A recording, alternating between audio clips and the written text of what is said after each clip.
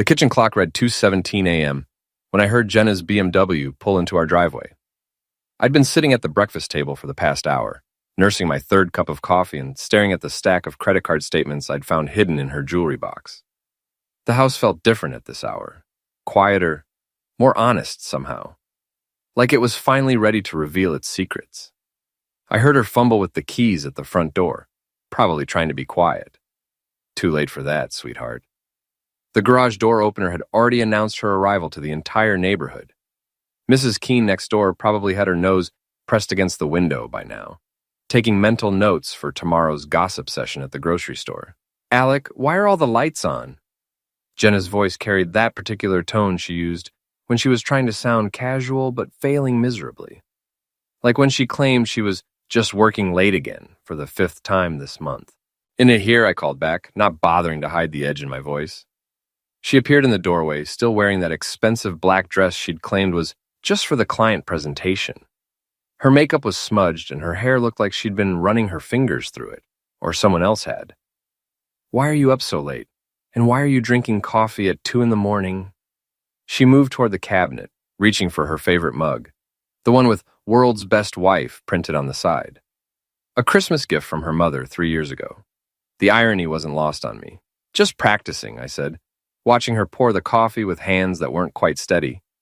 "Practicing what?" I looked up at her, really looked at her, and felt something cold settle in my chest.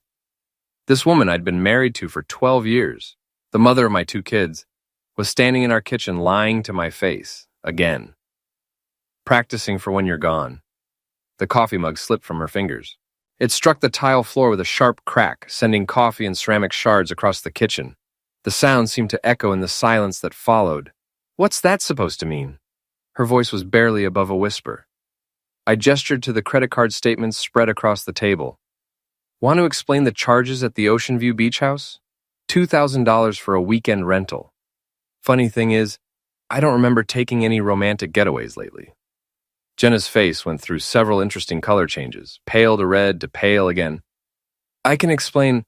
I'm sure you can. You always were good with words. It's what made you so successful at the agency." I stood up, careful to avoid the broken ceramic.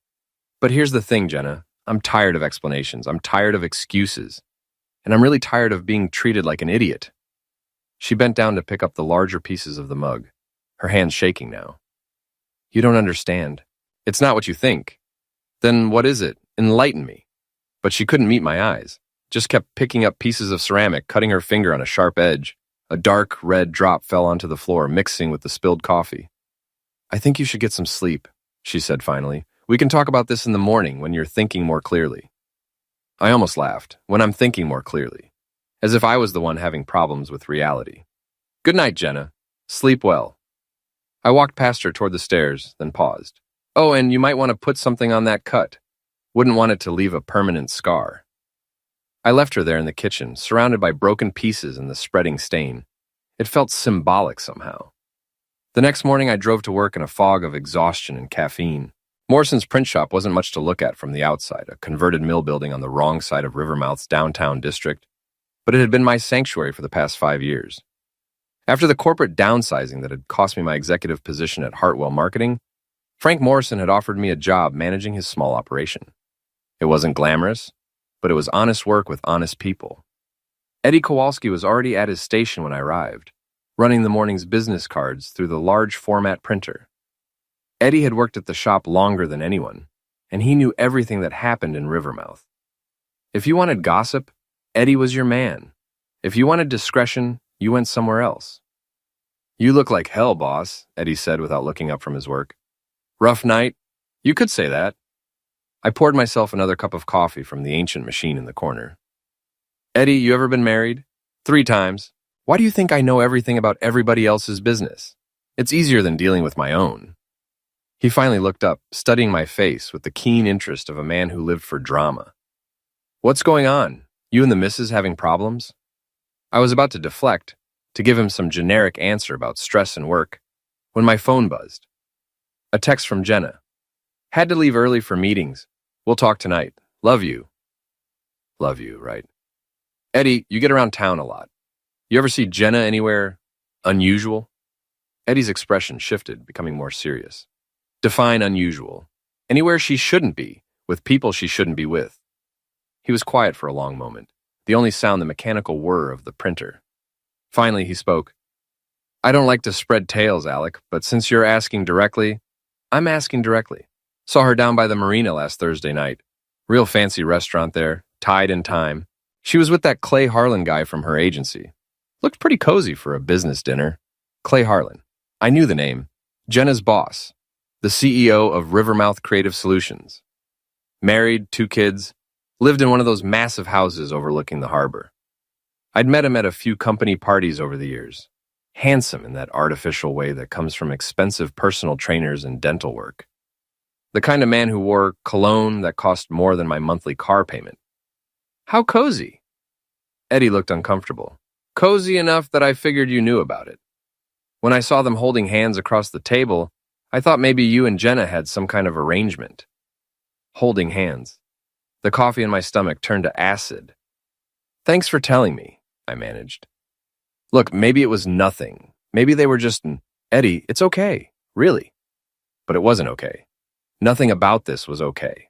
I spent the rest of the morning in a haze, mechanically processing orders and trying to ignore the growing certainty that my marriage was over. Not just over, it had been over for months, and I'd been too trusting or too stupid to see it. Around noon, Frank Morrison himself showed up. Frank was Eddie's cousin and my closest friend since the divorce from his second wife had left him philosophical about relationships and generous with advice. He was also an ex-cop turned private investigator, which made him useful for more than just friendship. Eddie called me, Frank said without preamble. Said you looked like someone had run over your dog. My dog's fine, it's my wife who's the problem. Frank poured himself coffee and settled into the chair across from my desk. Talk to me. So I did. I told him about the credit card statements, the late nights, the beach house rental. I told him about Clay Harlan and the cozy dinner at Tide and Time. When I finished, Frank was quiet for a long time. What do you want to do about it? He asked finally. I want proof, real proof, not just Eddie's gossip and my suspicions. Frank nodded slowly. I can help with that, but Alec, you need to think about what comes next. Once you have proof, once you know for certain, there's no going back. Are you ready for that? I thought about Jenna in the kitchen last night, surrounded by broken ceramic and lies. I thought about 12 years of marriage, 2 kids, a house, a life built on what I'd thought was solid ground. Yeah, I said, I'm ready. Okay then, let's get you some answers. Frank's surveillance equipment was more sophisticated than I'd expected. He'd brought a digital camera with a telephoto lens, a GPS tracker the size of a quarter, and something he called a voice-activated recorder that looked like a pen. The tracker goes under her car, Frank explained as we sat in his pickup truck outside my house. Magnetic mount, battery lasts for 2 weeks. The recorder you can plant anywhere, her purse, her office, wherever she has private conversations. This feels like something out of a spy movie. Real life is usually more boring than the movies, but sometimes it's exactly like them. Frank handed me the tracker. You sure you want to do this? I looked at our house, the house Jenna and I had bought when she got her promotion to senior account executive, the house where we'd planned to raise our kids and grow old together. The house that now felt like a stage set for a play I hadn't known I was acting in. I'm sure. Planting the tracker took 30 seconds. Frank was right, it was disappointingly easy. The recorder was harder. I'd have to wait for the right moment, when Jenna was distracted or out of the house. That moment came 2 days later. Jenna announced she was going to the gym after work, which I now understood was code for meeting Clay Harlan somewhere. I waited until her BMW disappeared down the street, then slipped into our bedroom. Her purse was on the dresser, expensive leather that probably cost more than most people's rent. I found the recorder among her makeup and credit cards, then hesitated. This was it, the point of no return Frank had warned me about. Once I pressed the activation button, I'd be committed to whatever came next. I pressed the button. The next few days passed in a strange state of heightened awareness. Every conversation with Jenna felt loaded with hidden meaning. Every smile seemed calculated, every I love you sounded like a lie. But I played along, I kissed her goodbye in the mornings, asked about her day when she came home late, pretended to believe her increasingly creative excuses. I was practicing, just like I'd told her. Practicing for when she was gone.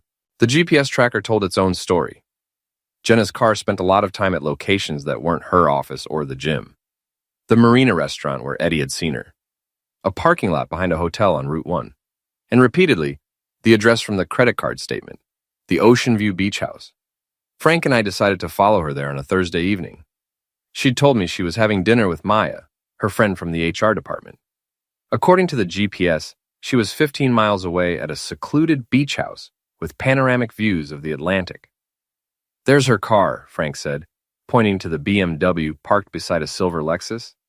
"And unless Maya's started driving luxury sedans, I'd say that's Clay Harlan's ride." We parked on a hill overlooking the beach house, close enough to see through the windows, but far enough away to avoid detection. Frank's camera had a powerful zoom lens that brought the scene into sharp focus. I watched my wife move around the living room, wineglass in hand, laughing at something Clay said. She was wearing the red dress I'd bought her for our anniversary last year. The one she'd claimed was too fancy for our dinner at Romano's. "You getting this?" I asked Frank every second. The camera's shutter clicked rapidly. "Alec, I'm sorry. I know this can't be easy." It wasn't easy, but it also wasn't surprising anymore. The betrayal had moved beyond shock into something colder and more calculating. I was already thinking ahead, planning my next moves. Clay pulled Jenna close, kissing her with the confidence of a man who thought he was getting away with something. They moved toward the bedroom, and I looked away. "I've seen enough," I said. "What's the plan now?" I thought about it as we drove back toward town. What was the plan? Confrontation? Divorce lawyers? A messy custody battle that would hurt the kids? Or something more creative? "Frank, what do you know about Clay Harlan's business?" "Rivermouth Creative Solutions, decent-sized agency, handles a lot of local accounts. Why?" "Just curious about what kind of man my wife chose to replace me with." Frank glanced over at me. "You've got that look." "What look?" "The look you used to get when you were planning those marketing campaigns that made everyone else in the industry hate you. The look that says you're 3 steps ahead of everybody else."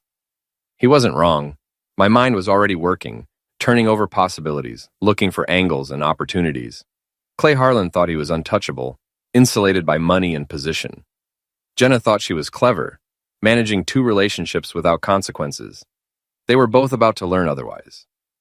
"Drop me off at the office supply store," I said. "I need to pick up a few things." "For what?" "I'm going to give them exactly what they deserve.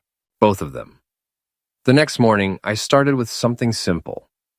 Clay's Lexus was parked in his reserved spot behind the Rivermouth Creative Solutions building. I'd done my research. The building's security cameras covered the front entrance, but not the rear parking area. A significant oversight. I poured a bag of sugar into his gas tank and let the air out of 2 tires. Not enough to cause an accident, just enough to ruin his morning and cost him a few $100s. Then I left a note under his windshield wiper. "Practicing for when you're gone. A friend." By noon, word had spread through Rivermouth's business community about Clay's car trouble. Eddie, naturally, was the first to bring me the news. "Somebody messed with Clay Harlan's car," he announced with obvious glee. "Sugar in the gas tank, flat tires, the whole 9 yards. Police are calling it vandalism, but Clay's convinced it's personal." "Any idea who might have done it?" "Could be anybody. Guy's got a reputation for screwing people over. Business deals, personal relationships, you name it. Personal relationships." If Eddie knew about Clay's reputation, how many other people in town were aware of his extracurricular activities? How many people knew about him and Jenna? That afternoon, I retrieved the voice recorder from Jenna's purse.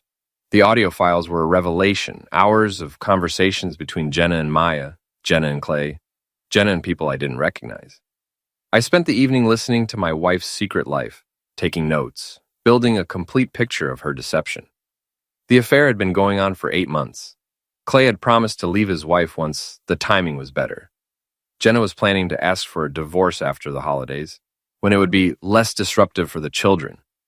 They'd already looked at apartments together, discussed custody arrangements, even talked about a destination wedding in the Caribbean. But the most interesting revelation came in a conversation between Jenna and Maya from 3 days ago. "Are you sure Alec doesn't suspect anything?"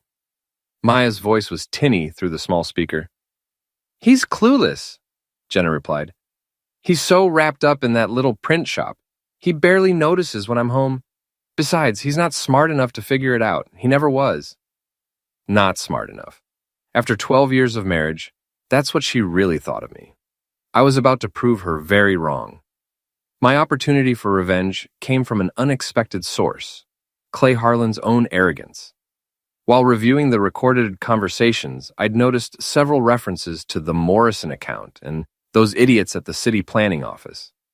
It took me a while to piece together what they were talking about.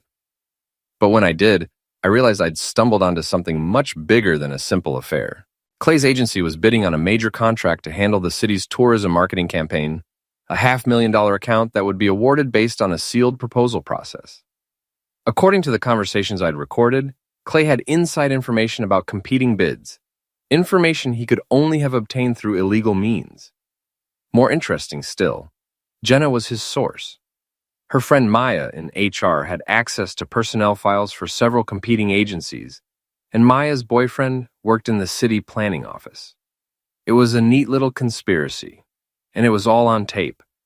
I spent a weekend organizing the evidence: audio files, photographs from the beach house, credit card records, GPS tracking data. Then I made copies of everything and mailed them to 3 different recipients: the Rivermouth Police Department, the city's ethics board, and Clay's wife. I didn't sign the packages. I didn't need to. The raid happened on a Tuesday morning. I was at the print shop when Frank called with the news. "You need to get down to the Creative Solutions building," he said. "Something big is going down." I arrived to find police cars and unmarked sedans filling the parking lot. Investigators were carrying boxes of files out of the building, while employees stood around looking confused and worried. I parked across the street and watched the show. Jenna emerged from the building in handcuffs. The sight of my wife being led to a police car should have given me satisfaction. Instead, I felt something closer to sadness. This was really happening. Our marriage was ending not with arguments or lawyers, but with criminal charges and public humiliation. Clay appeared a few minutes later, also in handcuffs, his expensive suit rumpled and his carefully styled hair disheveled. He looked around the parking lot with the desperate expression of a man whose world was collapsing in real time. His eyes found mine across the street. For a moment, we stared at each other through the windshield of my truck. Then he said something to the detective beside him, pointing in my direction. I started the engine and drove away. Let him point. Let him make accusations. I had alibis for everything, and more importantly, I hadn't done anything illegal. I'd simply made sure the right information reached the right people at the right time. That evening, Jenna called me from the county jail. "Alec, I need you to post bail," she said without preamble. "They're holding me on conspiracy charges, but it's all a misunderstanding. I can explain everything. I'm sure you can. You always were good with explanations. This isn't the time for sarcasm. I need help." I looked around our kitchen, at the coffee maker where this had all started, at the tile floor where she'd dropped her favorite mug. The broken pieces were long gone, swept up and thrown away, but I could still see the dark stain where it had mixed with the spilled coffee. "Jenna, do you remember what I told you that night, when you dropped your coffee cup?" "What are you talking about?" "Alec, I need you to focus. I need bail money. I was practicing for when you're gone, and now you're gone." I hung up the phone. The story broke in the Rivermouth Gazette the next morning. Local ad agency executives arrested in bid rigging scandal. The article included photos of both Jenna and Clay being led away in handcuffs, along with details about the investigation and the evidence that had triggered it. What the article didn't mention was the personal relationship between the 2 defendants. That information came out later in much more colorful fashion. I was having lunch at Murphy's Diner when Clay's wife made her entrance. Patricia Harlan was a small woman with silver hair and the kind of quiet dignity that comes from old money and good breeding. She'd always struck me as the type who handled problems privately, behind closed doors. Apparently, I'd been wrong about that. She walked directly to the table, where Clay was having what appeared to be a crisis management meeting with his lawyer and 2 other men in expensive suits. The entire diner went quiet as she approached.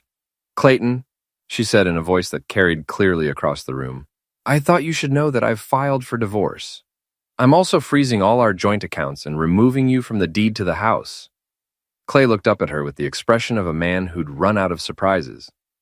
"Patricia, this isn't the place." "Oh, I think this is exactly the place. You see, I've learned some very interesting things about you and your employee, Mrs. Moreland. Things I think the community should know about." She reached into her purse and pulled out a manila envelope. From it, she extracted several photographs, the same photos Frank had taken at the beach house. "These were mailed to me anonymously. she continued, holding up the images for everyone to see. They show my husband and Mrs. Moreland engaged in what I believe the legal system calls alienation of affection. The diner was completely silent now. Even the kitchen staff had stopped working to listen.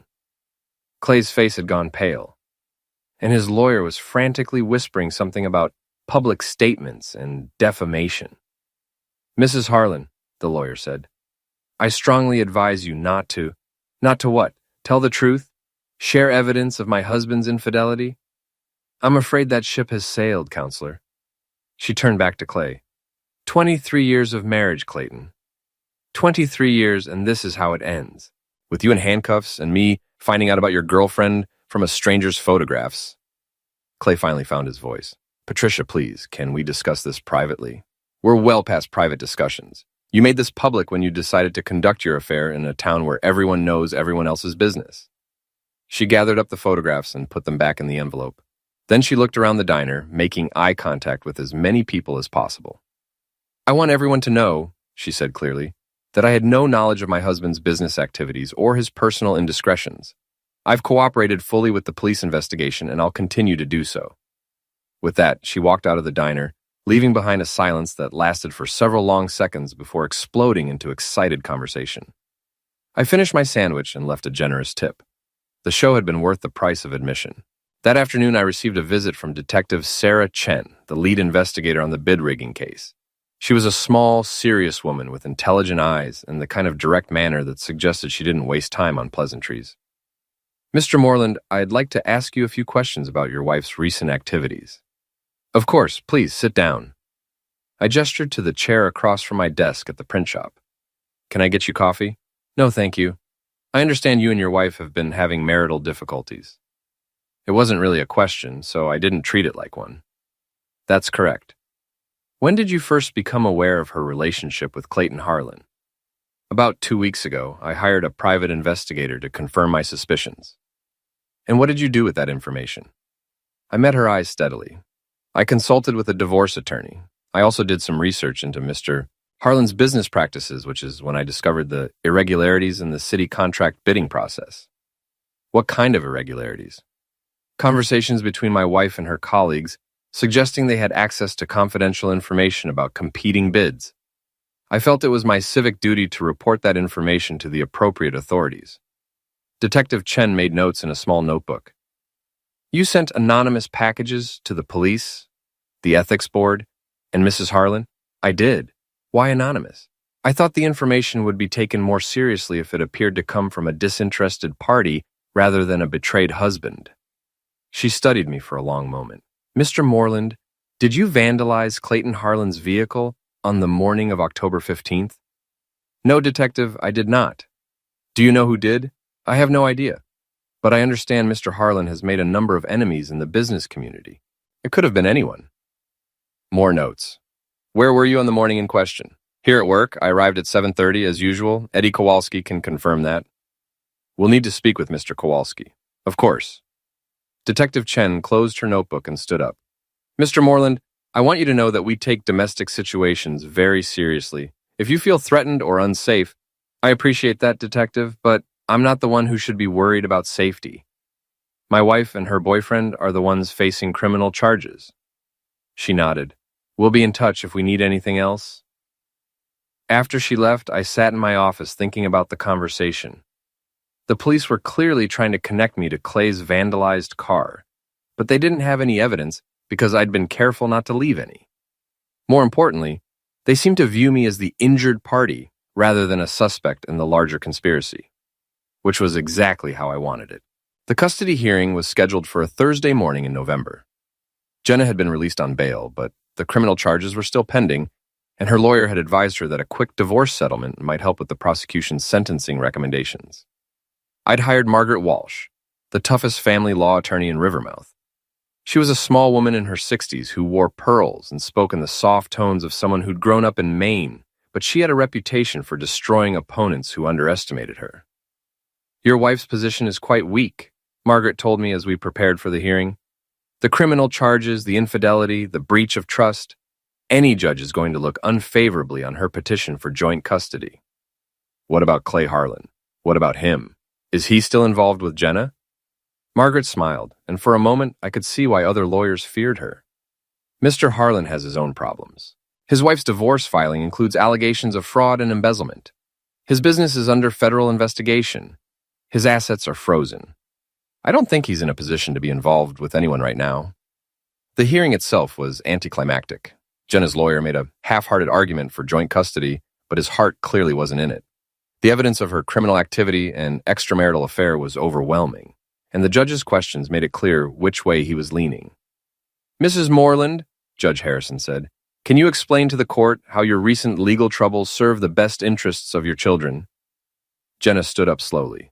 She'd lost weight since the arrest, and her expensive clothes hung loosely on her frame. "Your Honor, I made mistakes, serious mistakes, but I love my children and I want to be part of their lives." That may be true, but love alone isn't sufficient. The court must consider stability, moral character, and the ability to provide a suitable environment for minor children. He awarded me full custody, with supervised visitation rights for Jenna, pending the resolution of her criminal case. She would also be responsible for child support, despite her currently unemployed status. As we left the courthouse, Jenna caught up with me in the parking lot. "Alec, wait, please." I stopped and turned around. She looked older than her 38 years, worn down by stress and legal troubles and the collapse of everything she'd thought she could control. "What do you want, Jenna?" "I want to explain. I want you to understand why you what? Why you had an affair? Why you committed fraud? Why you lied to me for 8 months? It wasn't supposed to happen like this. Clay and we didn't plan it, it just happened." I almost laughed. It just happened. You just happened to have an 8-month affair. You just happened to help him cheat on a city contract. You just happened to plan a new life together while lying to my face every single day. I was going to tell you, after the holidays, I was going to ask for a divorce.